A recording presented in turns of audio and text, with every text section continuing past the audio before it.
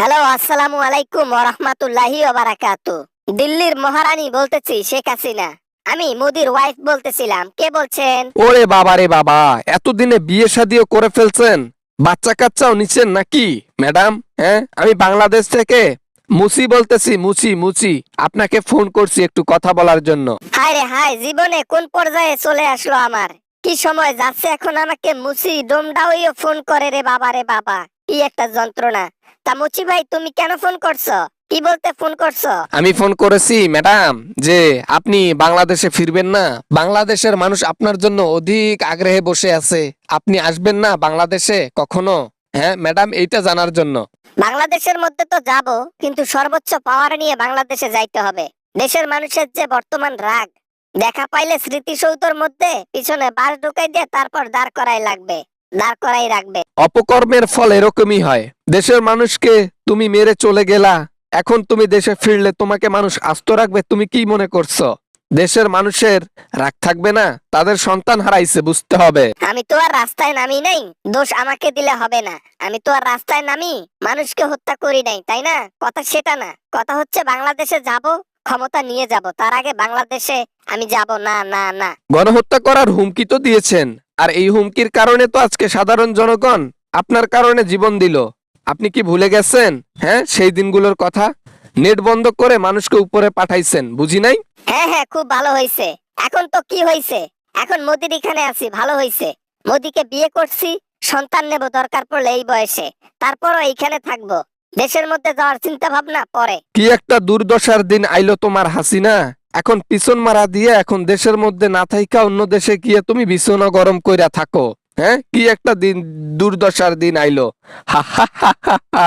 কপাল কপাল, সবই কপাল। এই জন্য তো দেশের মানুষ এখন পস্তাচ্ছে আমাকে বের করে দিয়ে। এখন তারা কিভাবে ভুগতেছে, ডাকাত, চোর, রেপিস্ট, এরা এরা এরা দিয়ে দেশে ভরে গেছে। আমি থাকলে এগুলা থাকতো, দেশ একদম চকচকে থাকতো। আমি তো শুধু উন্নয়নের জোয়ার ভাসাইছি। এগুলা কি আমার দোষ ছিল? না ম্যাডাম, ওই যে উন্নয়নের পিছনে বড় বড় দাইন মারতেন, বড় বড় দাগা মারতেন, এগুলা কি আমরা ভুলে গেছি? 10 টাকার উন্নয়নের জায়গায় 9 টাকা খেয়ে 1 টাকার উন্নয়ন করে বড় বড় কথা বলেন বড় গালায়। উন্নয়নের কথা না হয় বাদে দিলাম, শাক সবজি, তরি তরকারি সব জিনিসের দাম আমি থাকতে কম ছিল, এখন বেশি দিয়ে খাইতে হচ্ছে। কেমন ঠেলা, বোঝো ঠেলা? তেলের দাম কেমন বেড়ে যায় নাই? মরিচের কেজি 20 টাকা, আলুর কেজি 15 টাকা, পেঁয়াজের কেজি 20 টাকা, যাবতীয় কাঁচামালের কেজি এখন মিনিমাম 20 টাকা। তেলের দাম বাড়ুক, একটা জিনিসের দাম বাড়াতে বাংলাদেশের জনগণ মরবে না। আর তুমি থাকতে মরিচের কেজি ছিল 1200 টাকা, আলুর ধারা ছিল 700 টাকা, পেঁয়াজের কেজি ছিল 200, 250, 400 পর্যন্ত হয়েছিল। এগুলা হচ্ছে তোমার উন্নয়ন।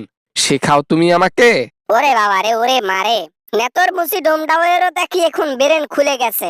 তারা দেখি এখন সূক্ষ্ম কথা বলতে শিখে গেছে। বাপ রে বাপ। আমি আসার পর কি জনগণের জ্ঞান খুললো?